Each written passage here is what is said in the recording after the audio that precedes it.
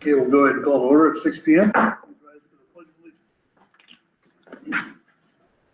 pledge allegiance to the flag of the United States of America and to the republic for which it stands, one nation, under God, indivisible, with liberty and justice for all.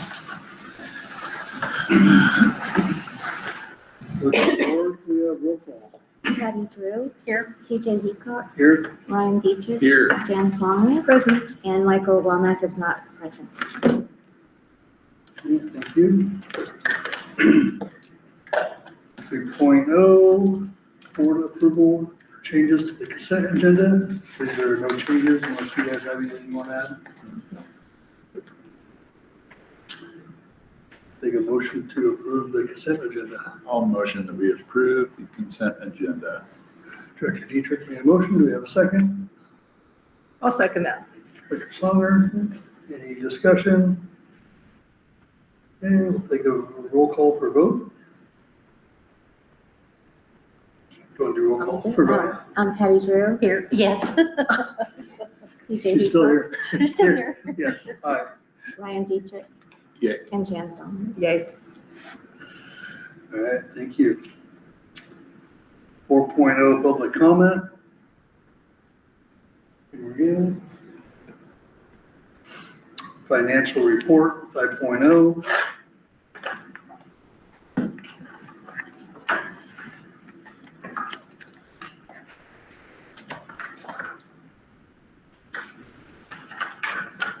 The only thing I really want to note is that the first quarter state timber revenue is noted on the listing of general fund revenue expenditures by object code. You'll see it there. And that is the state revenue at $575,867.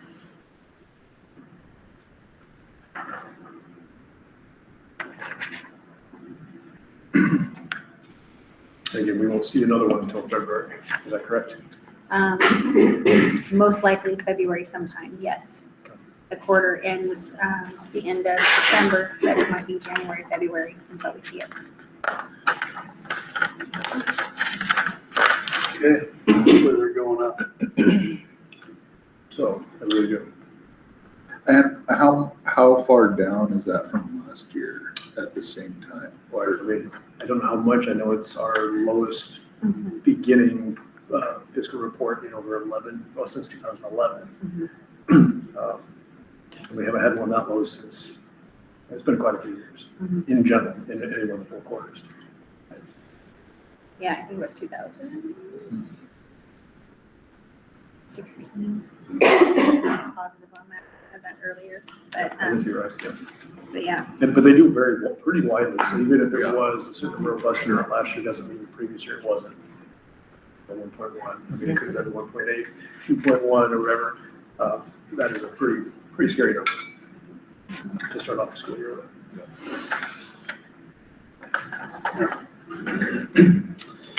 I don't have any questions.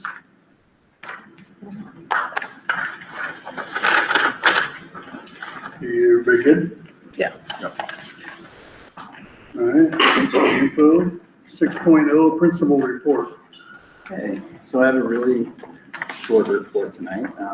Just a few things that we did from the last one, last board meeting. This one thing to note, that was my first time attending, was the Loretta Hale Bingo Night. It was a huge success. It was a ton of fun for my family and getting to know the community and just seeing everybody together. It was really nice. So I just wanted to acknowledge all the hard work, especially our secretary, Christy Taylor, put into that. So I thought it was a great event.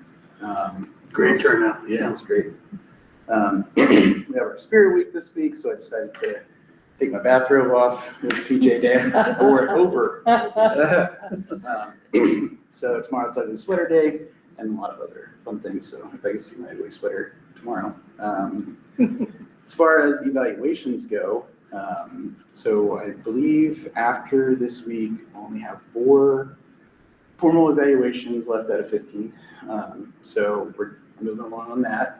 So hopefully we'll be able to wrap up all the formal and informal evaluations for all the certified staff first or second week that we get back from break. And then after that, we'll move on to our classified staff and work on those as well. But yeah, I mean, it's going smooth. It's building a nice foundation, I think, for the next year, and everybody's kind of getting on the same page. So yeah, it's been a really great month, and looking forward to the month after we get back from break. Did you say 5 out of 50? 5 out of 50. That's what you have left to do, is just the 5? 15. Oh, 15, okay, I was like, Yeah. okay. No, Yeah, I sorry, can 15. hear that also. No. I'm quiet, so. Yeah. When's the last day of school before winter break? This Friday. Oh, it is Friday, so we go clear through Friday. Oh, Yeah. okay. And then this Friday, we have a lot of really cool activities planned. Mark, I want to recognize the work that he's done with our high school leadership team. Did a great pep assembly and cookie decorating. And I mean, it's a ton of work that the students and Mark do on that. So that's great too. So. But the students, it's probably hard to keep everybody under wraps, but they know they're about ready to leave for break. Maybe the staff more than the students. I don't know. Right? Yeah, I think so. Well, it's always that kind of like, how do we pace this out to where we end on a high note, and then we have, those 2 weeks off. And, but I know, I mean, comparatively to other schools I've been in, it's pretty calm actually. So. Good. Okay. 7.0 old business, 7.1 high school health curriculum adoption. So I'm going to ask the board if you're interested in moving forward with the adoption process. So this has been out for about maybe 2.5 weeks or so for review. In the front office, we also have the online version of that. So anybody that did come into the district had an opportunity to go through it. And beyond that, as I stated before, this is the only curriculum in the state of Oregon that fits the Oregon Department of Ed's requirements for a comprehensive health education for high school in general. So that's why we proposed this one. We've had it for a couple weeks. I don't know everybody who's been in. Christy said there's just been a small number of people taking a peek at it. But it's there if you have any questions. Obviously, we have the state standards that are aligned with it as well. But at some point here, we do need to move forward to get this in place, so we're not utilizing outdated materials with our students. Have we got any feedback from anybody? Nothing negative at all, no. Just one very specific clarification over phone, but beyond that, that was resolved within a couple seconds. So, for that, I've heard nothing. Well, I just want to share that I did come and sit down for over an hour and look through it all online, and I looked at the book, and I can understand that it meets the state requirements, and especially for the younger ages, I didn't really have a huge problem with any of it. I wanted to ask the sex ed part for the older kids. It looks like it's divided into a couple different sections so that the more controversial or sensitive stuff regarding gender and relationships, is it structured so that parents are aware which curriculum's coming and they can opt in or out of various pieces? Yeah, you just nailed it in the head. It's something Okay. we talked to the PE health department here in the district here. So we have our new PE/health teacher, Will Beatty, and then also his mentorship, Jack Fix, through the district here. We've had discussions also about when we get back from break, assuming the board passes this, that we'll begin formulating that verbiage for families and communities and outlining when and how these things are going to be delivered to our students here. And then also, yes, not in one giant chunk, but per lessons. Per unit lesson. So, yeah. Okay. So they'd have that opportunity to do so. Yeah, So I- as a unit, we're coming out, we get something in the mail. Yeah, some of there's all call verbiage, written documents, something, we'll make sure we get the whole spread out for each time we do that. It may be a blanketed, hey, this is what we're going to decide when we get back from break about, this is what we're going to be teaching these components these weeks, so it's not just continuous mailings going out, this is just one document, here's the time frame for this is all going to happen. So parents will actually be notified, and so it's not up to the kid, oh, mom, we're going to do this next week. Yeah, no, this is up to the families. And I felt that it did a very nice job, especially for younger kids, about personal safety issues and some suicide information that was really valuable.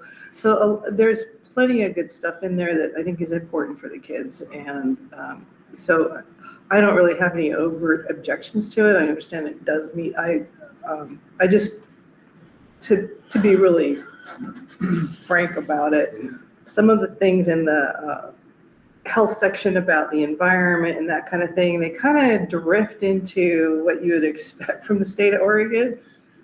I don't know how to put it any other way. And I kind of felt myself rolling my eyes a few times at some of the stuff they put down as factual.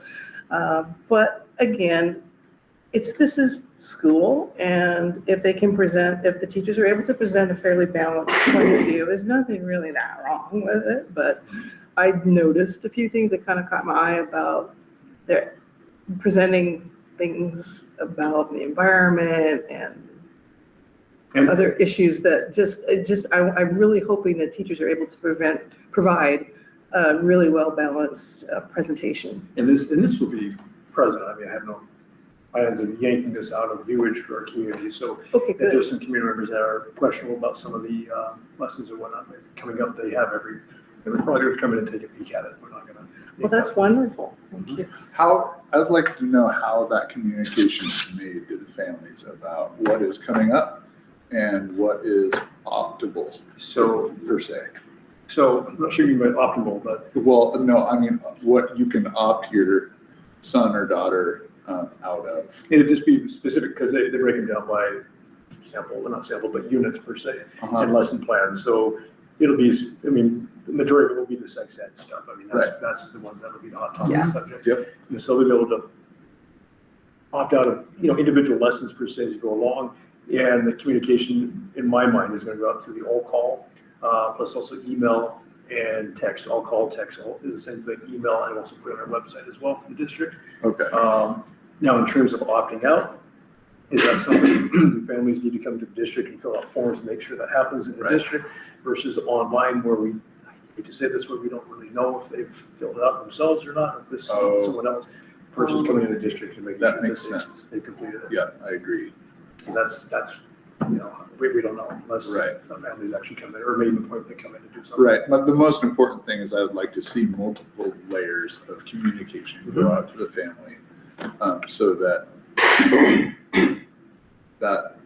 that's covered. Yeah, it reaches everybody. Yeah. Yep. I hear you.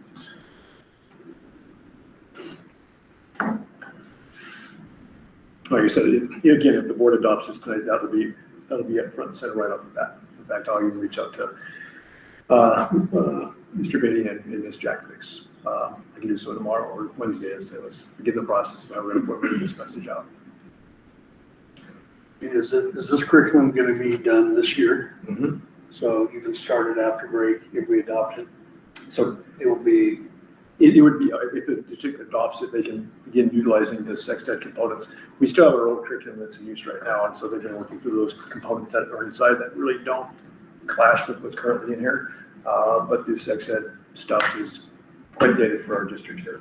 And so, yeah, they would like to move forward with what's in here. They've actually stalled teaching that component because normally it's earlier in the year, and they stalled to take place sometime in February, March.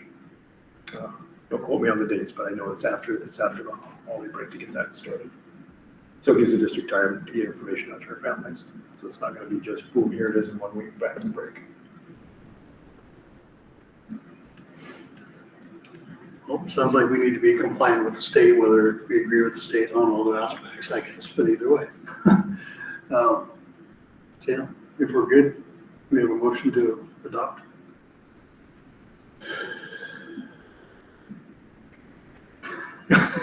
Okay, this says high school health curriculum adoption. Mhm.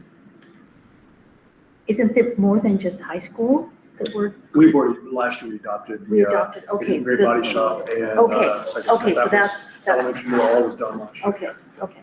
This is only high school. Oh, I was thinking the whole thing, Oh, this is all only high school. okay. Yeah. Only high school.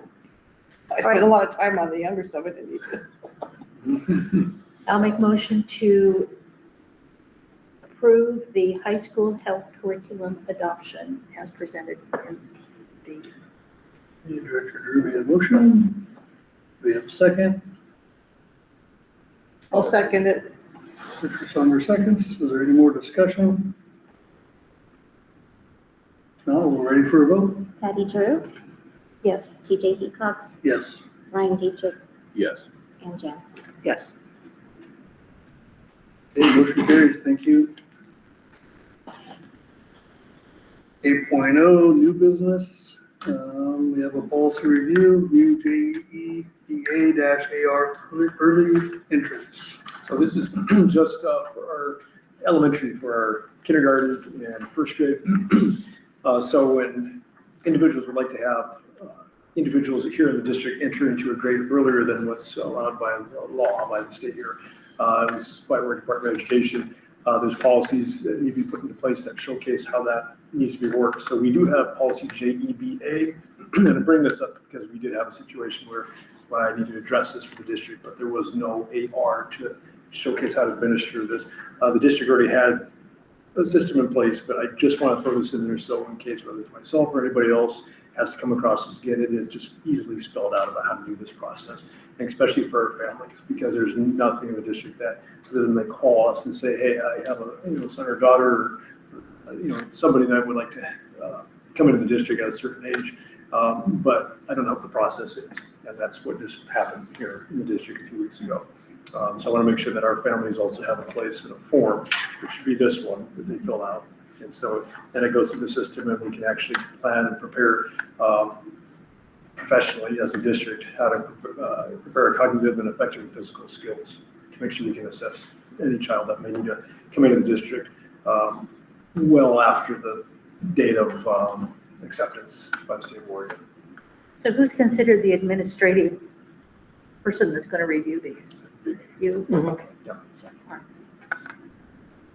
And do we have a way to direct the parents as to which resource for testing, since they're going to be the ones responsible for getting the testing done? I would at this point, I would be connecting with Suzanne Harris, our special Oh, okay, program okay. director.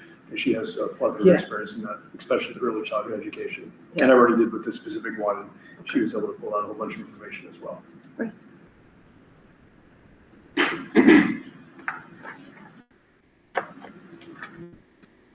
So I don't want to pass it tonight, but I just threw it in here, but if you'd like to, that's fine, but that's the gist of what this is here.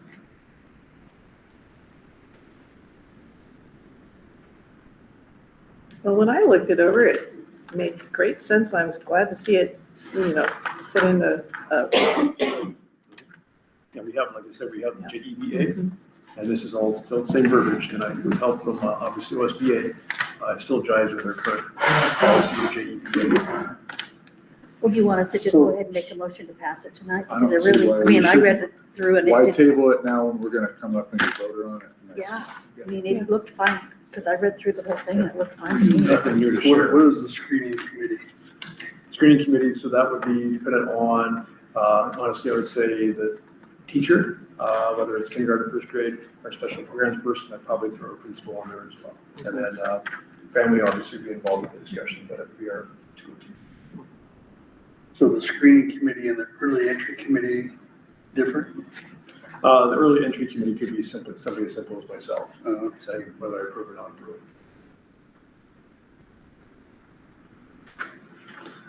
Yeah, I don't have any problems. And part of the reason also is just specifying very clearly the date, because that date is very important. On or before August, Yeah. let's say first, I can't say, August 1st. Because that gives the district plenty of time to prepare to plan. And it makes it reasonable and more successful for the child if the child is going to be coming into the district at a certain point. And also for the other kids in the classroom and the teachers, so there's no resources that are being panicked here.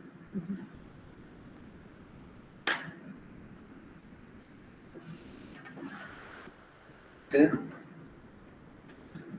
Well, I'm gonna move that to an action item because I think we're gonna make an action on that. We have a motion to pass that policy. I'll make a motion that we pass the new JEB-AR early entrance policy. Motion made by Director Dietrich. Do we have a second? I'll second. Seconded by Director Drew. Any discussion? No discussion, we're ready for a vote. Patty Drew, Yes. TJ Decox, Yes, Ryan Dietrich, Yes. and Jen Song. Yes. motion carries. Thank you. Okay, 9.0, superintendent report. 9.1, emergency operation plan. So one of my, well, let me rephrase this again. One of my goals with the board is to make sure that some of our foundational things in the district are well expressed, easily functional, I guess, for the district. And one of them has been something I've been involved with for quite a while, which is the safety committee for a while. Yeah, I've been here for 19 years. And one of the challenges that has always made me wonder that, God forbid we ever have anything, that if an emergency situation took place in the district and we had to do something such as the extreme, such as an evacuation or do a reunification site or something.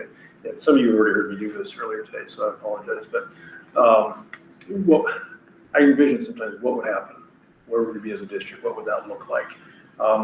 And so, you know, our tech coordinator, Albie Hines, had worked together. Well, the idea was to work together, but this has been put together for quite a few years ago. This is 23-24. This is our emergency operation plan for the district.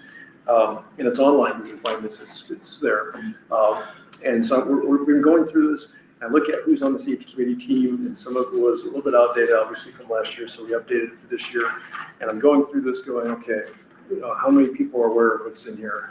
Who is our community partners? Are they aware of what's going on? And so I met with, I think it was last Monday, I met with Sheriff Armstrong at the County Sheriff's Office. I also met with our Pine Maple Fire Chief here, Rob Davis, as well. And then Brittany was also there as well for the LC Pine Maple. And Abby was there present as well. We had a couple more people who couldn't make it at the time, but we still moved forward with it. And so we discussed a number of things in the district, and I won't go into specifics about it, but we did take this plan and we talked about, first and foremost, the emergency chain of command. Who are those individuals? And so we obviously identified myself and Mr. White, but I also want to be very cognizant about it. That is the superintendent and principal. So once again, when these individuals are no longer here, it's the position. So superintendent principal will be the emergency chain of command. We talked about the communications, who's going to handle the communications in the emergency. Again, it's superintendent principal, attendance and release coordinator. So again, when we're in an emergency situation, that is our secretary. We also talked about what do we do if we don't have an individual. Do we offer a chance to have two people take on these positions as backup as well? And so that's what I'm just thinking as I'm talking about it. If Chris or our secretary is not available, what do we do? Parent liaison, in case we have to do a reunification site here in the district of some sort. Evacuation coordinator to help evacuate the district for whatever reason needs to be. First aid station lead, building security, and a traffic coordinator. And so we discussed that at today's safety team meeting and identified not all the individuals, but a good number of the individuals, but also I'll be reaching out to specific people in the building over the next few days to see if they'd be interested in taking on some of these positions here. We talked about the radio frequencies. So we're on the radios, who's going to be on what channel for the district. We also talked about the bullhorn. We joked about it, about the large megaphones, but we do have two of them in the district. And I don't know if Mr. White, if one of them is in your office. It is, yeah. Okay, but in real situations, I want to make sure those work so we can use those. We talked about Command Central. And so when law enforcement and whatnot are trying to find where is the central location for who's communicating, where are those locations, we identified the 3 locations that are on our campus site where those slots will be. And so that'll be dictated. And this will be public information over time because it will go out in a document for everybody to see. We talked about the Knox box or the lock box, whatever you want to call them. For the fire department and also for the local sheriff's office about where would those locations be here in the district. You know, whether we have them or not, I'm not going to say at the moment, but where are the locations and what's the aspect of, you know, acquiring those keys in that moment of extreme circumstances here. And then from that point forward, we talked about the emergency protocols, which the district follows the I love you guys. And this, you'll see this all over the place, but this is the protocols that we do follow as a district, and we practice these also. So there's the hold, the secure, lockdown, evacuate, and shelter. And these are for all different scenarios you can imagine that could take place in the district. And so we do plan these along with our fire drills monthly. Occasionally, we may take a couple of these and push them towards a different part of the year, just based off of the schedule. Like in November, we don't have much school days, so we don't want to interrupt too much time. But we try to throw at least one of these on a month if possible. Well, those hanging around the school? Yes. Yeah. and we've got these around. And this is also in this document, so it does talk about the hold secure lockdown, so it's expressed in this document as well. And then beyond that, as I'm looking further into the document, it goes into the emergency evacuation and closure plan, and that's where I brought it amongst to the team, because we had sent these out last year. I was talking about replacing the rest of the document that's online. If I can get this thing here, with the Jewel School District Emergency Procedures Manual. And what this other document that currently what we follow suit with, it has evacuation plans for fire emergencies, for earthquakes, power failures, evacuation of anyone who may be disabled, all the way to emergency search and rescue procedures, student parent reunification plan, which I'll get to in just a moment, fire hazards, weather conditions, bomb threats, chemical spills, power failure, it goes through all those components. This also does the same thing in the two completely different documents. We talked about making sure that I love you guys. Information melds with this document here. What's wonderful about this is it does walk you through every scenario you can possibly imagine down the line. All the staff members have them. We got to make sure the new staff also have them as well.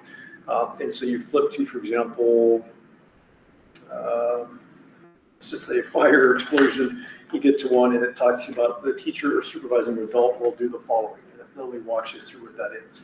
And then it also goes down the further part about admin and supportive staff will do the following. And so this is going to take some training for the staff to go through these when they have them.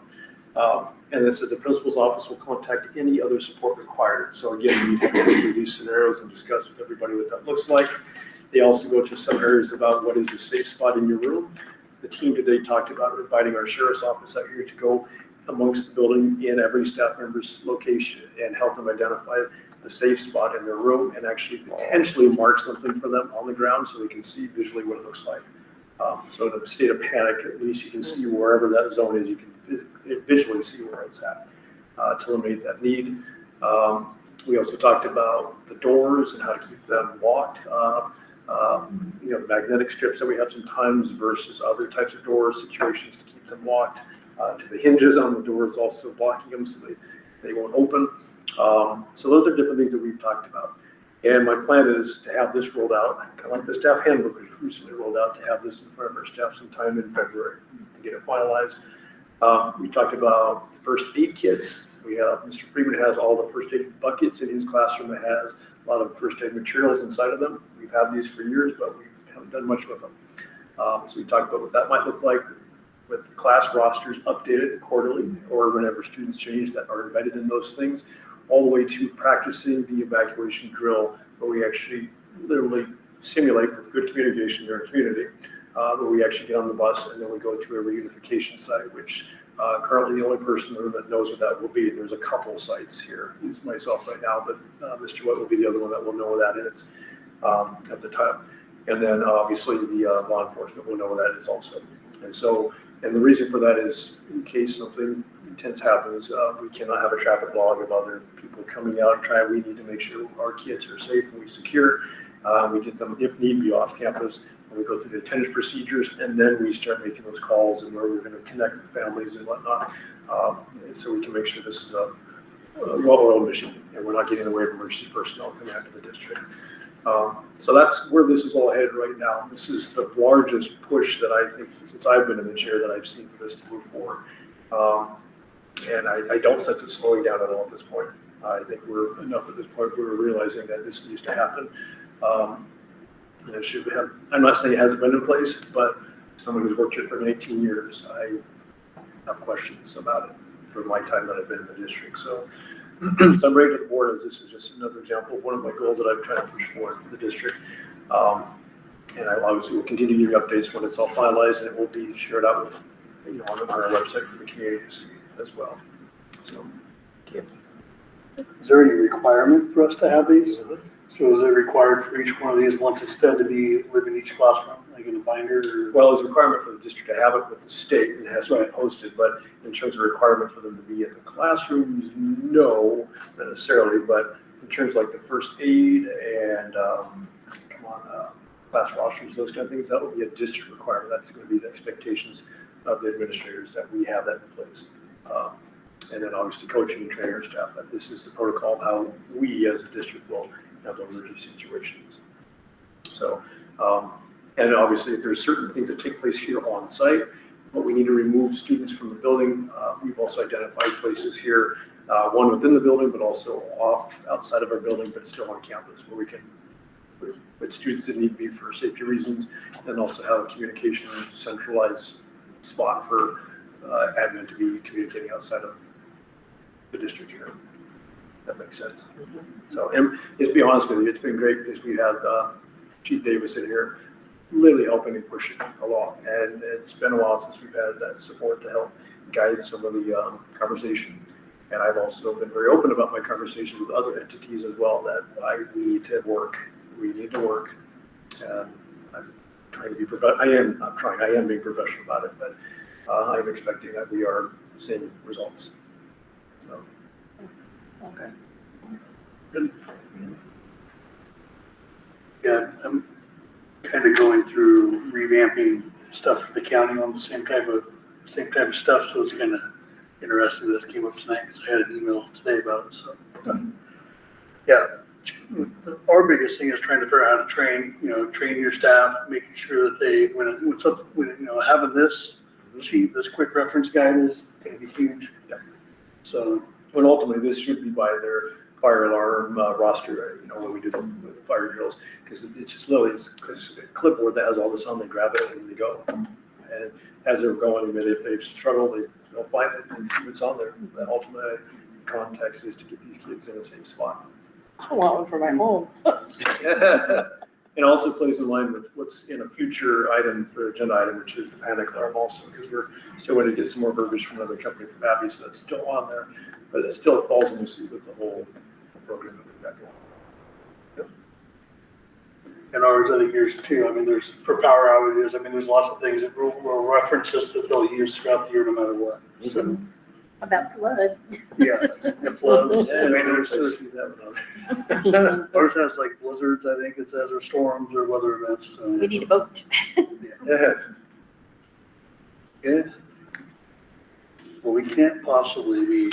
I remember when I was all said and done, I looked at Mr. White, and I think you're in a lease, and I should have timed that. I said, I'm not looking for more to speak about, but generally at this current moment, that's the least amount I have to say. I really am not looking for things. Do you have any audience clarification? Oh, I actually have a question. It's related to first aid. So how many of the staff are like CPR trained? And is there a defibrillator in the building anywhere? Okay. Yeah, there is. And I know Joni Lehman, our transportation, is also our first aid individual. So she goes routinely and she checks everybody in the district to see where they're at with their first aid. Yeah, she's got a list. And so every time anybody expires or about to expire, we rephrase that, she notifies them, lets them know. And then she'll often, for the most part, we have things lined up where she can conduct those classes herself here in the district. So we've been doing that for years so far at this point. She does a great job with it. So she is an instructor? Mm-hmm. I think I knew that. Okay, is that it? Any more discussion? Questions? Okay, audience clarification. I believe we have none. We'll bring us to 11.0, Board of Directors time. Start this way, Director Song. Well, I applaud Corey for moving forward the emergency operation plan.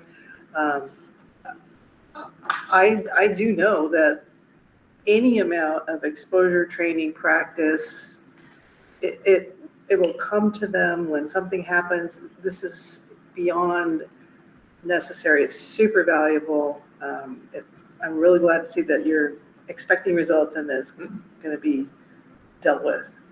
Thank you. Director Dietrich. To tailgate on Director Songer about the emergency operation plan. I commend you both really for increasing the traction on that. I've maintained for a very long time that this school district is at risk, to say it as sensitive of a topic as it may be. We're at risk for that. So any training and planning preparedness that we can accomplish is by no means